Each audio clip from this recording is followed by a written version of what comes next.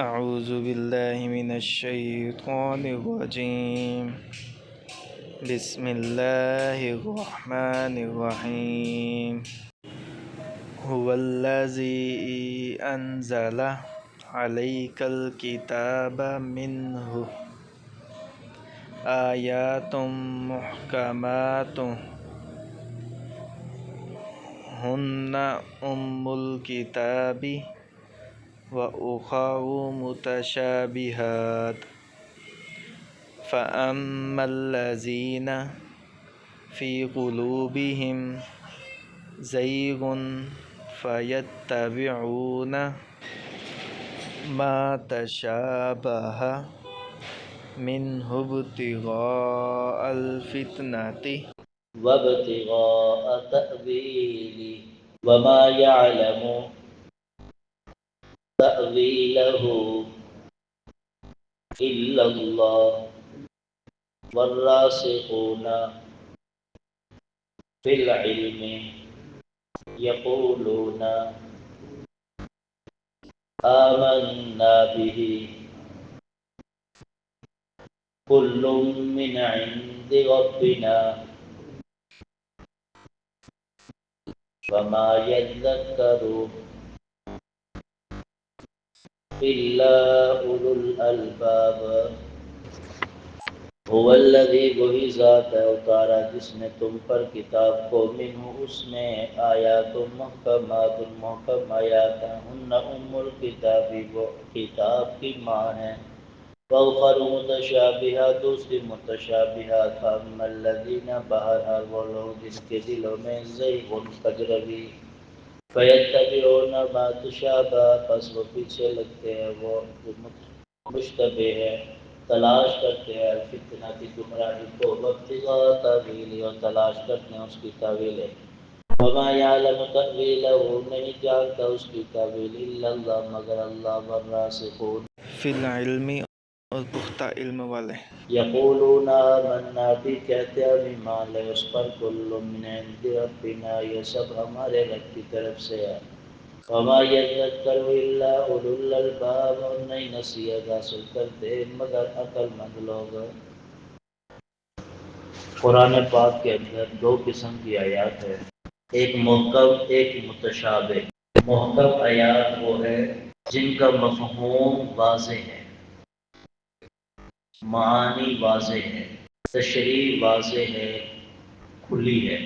متشابہ وہ آیات ہے جن کا مفہوم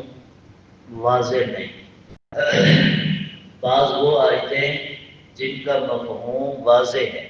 بعض وہ آیتیں جن کا مفہوم واضح نہیں وہ آیات جن کا مفہوم واضح جیسے کہ قرآن کا اکثر حصہ مثلا پیچھے گزرا مثلا سورۃ البقرہ پہلا سپارہ شروع کریں تو اللہ فرماتے ہیں ایمان والے لوگ ہیں جو بن دیکھے ایمان لے آئے جو خرچ کرتے ہیں جو قرآن پر ایمان لاتے ہیں جو پچھلی کتابوں پر ایمان لاتے ہیں آخرت پر ایمان لاتے ہیں اس کا مفہوم واضح ہے کہ ان 6 چیزوں پر جو ایمان لائے گا وہ مسلمان ہے کامیاب ہے آگے چلے تو پھر کافر کے بارے میں فرمایا کافر وہ ہے جو اللہ کی بتائے ہوئے کسی شے کا انکار کر دے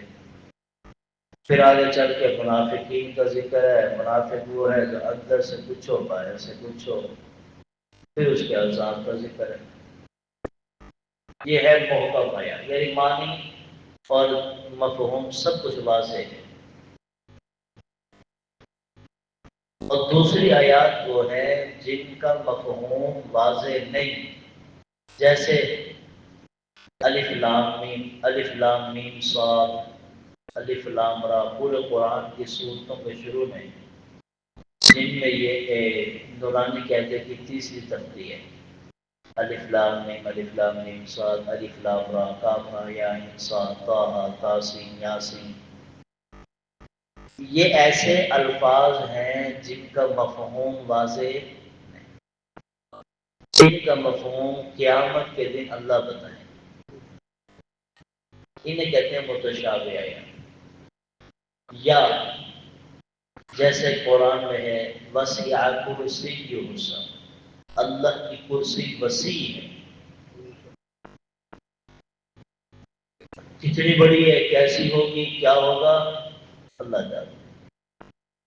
ید اللہ علی الجماع، اللہ کا ہاتھ جماعت پر ہے، جب ہاتھ کیسا ہوگا، کتنا بڑا ہے، اللہ جانتا۔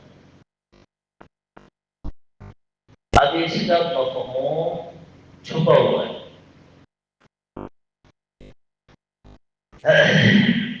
بل یداہ مبسوطتان، اللہ کے دو ہاتھ۔ اب یہ متشابہ ہے کہ ان کا مفہوم واضح نہیں، کھلا نہیں۔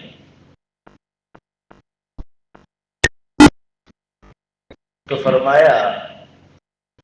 اللہ فرما رہے ہیں یہ قرآن ہم نے تمہاری طرف نازل کیا، یاد رکھنا اس میں محکم آیات بھی ہیں کہ جن کا مفہوم سورج کی طرح واضح ہے، سورج کی طرح واضح ہے، ہر شے میں نظر آ جائے گی، سمجھ آئے گی۔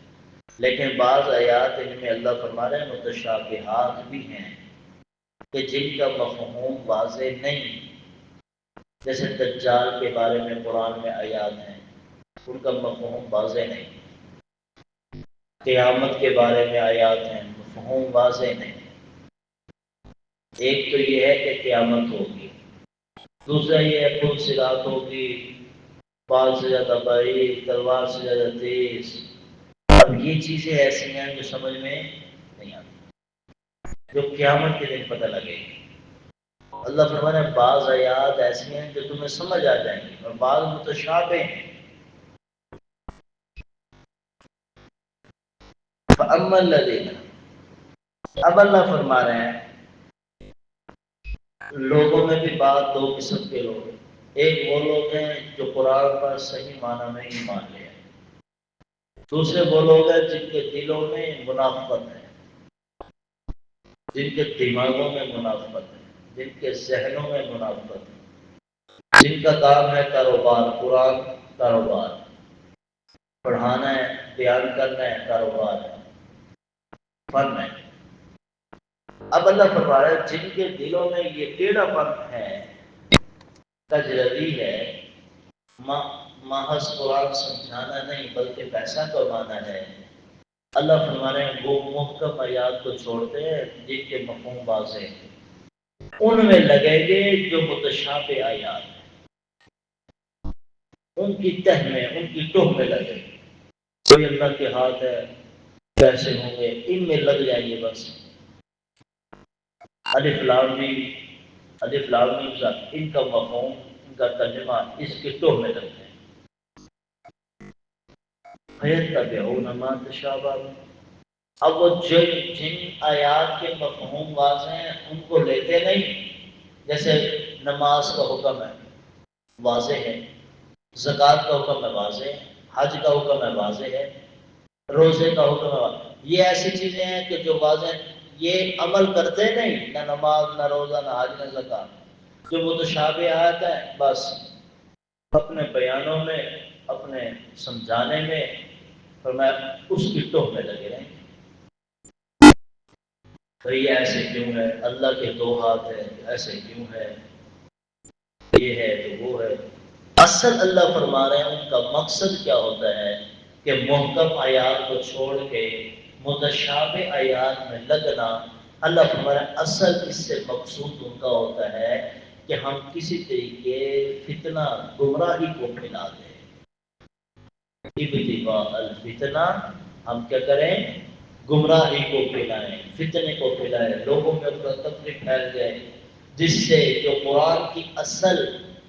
بنیاد اور جڑ اور روح ہے وہ ختم ہو جائے۔ وابتغاء تاویلہ، اور جن کی تعبیریں اللہ نے چھپائی ہوئی ہیں ان کو تلاش کرنے میں لگے رہیں گے۔ مثلا اللہ نے فرمایا کہ الف لام میم صاد، نورانی قاعدے کی جو تیسری تختی ہے، اس کے معنی میں تمہیں قیامت میں بتاؤں گا، دنیا میں تم نے پیچھے بھی نہیں لگنا، بس ایمان لے آؤ یہ الفاظ، یہ قرآن، یہ سچا ہے بس۔ لیکن اللہ فرما رہے ہیں یہ بعض لوگ ایسے ہیں جو ان کی ٹوہ میں لگیں گے، تلاش کریں گے ان کو۔ اب اللہ فرما رہے ہیں ان کا مقصد ہوتا ہے گمراہی کو پھیلانا، فتنوں کو پھیلانا، افراتفری پھیلانا، لوگوں کے ذہنوں کو بگاڑنا، یہ مقصود ہوتا ہے جس سے گمراہی پھیلتی ہے۔ جو اصل حقیقی مسائل ہیں وہ ختم ہوتے ہیں۔ وَمَا يَعْلَمُ تَأْوِيلَهُ إِلَّا اللَّهُ، جب کہ اللہ فرما رہے ہیں ایسے متشابہ آیات، متشابہ الفاظ، ان کی تعویل اللہ کے علاوہ کوئی نہیں جانتا۔ یہ پھر کیسے بیان کرتے ہیں؟ کہاں سے ان کے دماغوں میں یہ آ گیا؟ اس کی تعویل تو اللہ کے علاوہ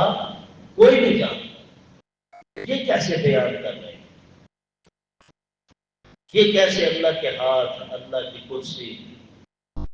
اللہ کی چیزوں کو، اللہ کے اعضاء کو ثابت کر رہے ہیں؟ جبکہ اللہ فرما رہے ہیں جو اصل ایمان والے ہوں گے، جو علم والے ہوں گے، جن کے اندر سمجھ ہوگی، جنہوں نے قرآن کو پیسہ نہیں، کاروبار نہیں بنایا ہوگا، تجارت نہیں بنایا ہوگا، اللہ فرمانا جب تم ان کے پاس جاؤ گے نا اور پوچھو گے کہ مولانا صاحب اللہ کے ہاتھ کھلے ہیں، اس کا ہمیں تفسیر تو بتاؤ، اس کی کیسے ہوں گے، کیا ہوں گے، انگلیاں کتنی ہوں گی، یا الف لام میم، تو اللہ فرما رہے ہیں ان کے پاس وہ کہیں گے آمنا بھی، مجھے نہیں پتا، ہم تو بس ایمان لے آئے۔ سمجھ جانا کہ پھر تم یہ نہ کہنا اسے تو پتہ ہی کوئی نہیں، یہ تو عالم نہیں، بلکہ تم کہنا یہ ہے اصل عالم، کہ جس نے اللہ کے حکم کو مانا ہے وہ کہے گا آمنا بھی، او بھائی ہمارے لیے ان چیزوں پر ایمان لانا ضروری ہے، ان کے ٹوہ میں لگنا ضروری ہے، نہ ہی ہم سے قبر میں سوال ہوگا، نہ ہی قیامت میں سوال ہوگا، لہذا جیسے تم مجھ سے سوال کرنے آیا، تجھے سوال کرنے کی ضرورت ہے، تجھ سے نہ قیامت میں سوال ہوگا، نہ قبر میں سوال ہوگا، بس جو باقی قرآن ہے نا تو وہی سمجھ، باقی قرآن سمجھنا نہیں، جو یہ چیزیں ہیں ان کو پڑھنا ہے۔ کل لوگ من عند ربنا، اللہ فرمانا بس ایک ہی جواب دے دیا کرو، اگر کوئی بندہ سوال کرنے آئے بھی صحیح تو بس ایک ہی جواب دے دو، بھائی یہ سب اللہ کی طرف سے ہے، پورا قرآن اللہ کی طرف سے ہے، یہ سب آیات اللہ کی طرف سے ہے، یہ سارے احکام، سارے مسائل اللہ کی طرف سے ہے، اور جتنا اللہ نے حکم دیا اتنا سمجھنا سمجھانا ضروری ہے، جس چیز سے اللہ نے روکے بس اس سے روکی ہے۔ کل لوگ ربنا، سب ہمارے رب کی طرف سے ہے۔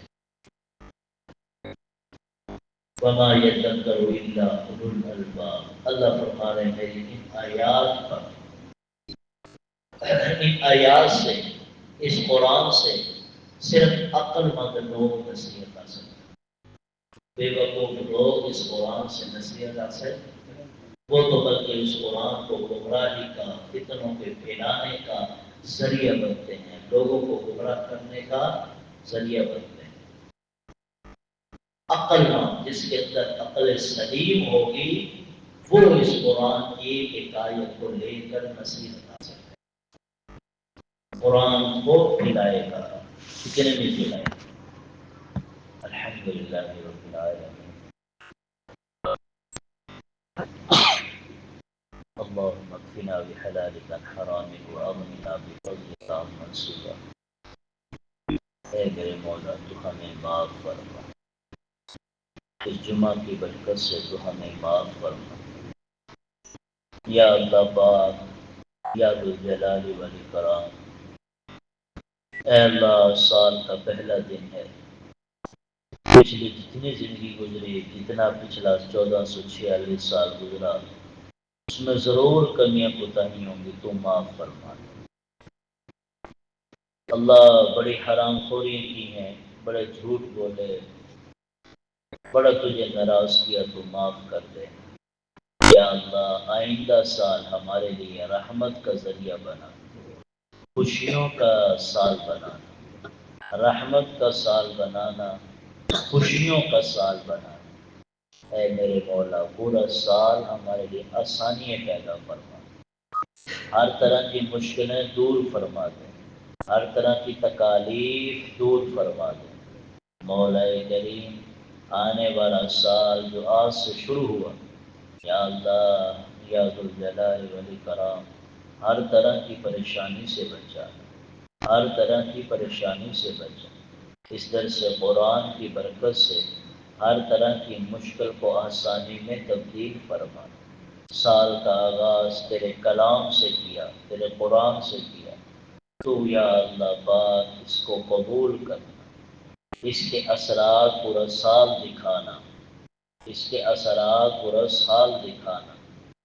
صلی اللہ علیہ النبی الکریم اجمعین۔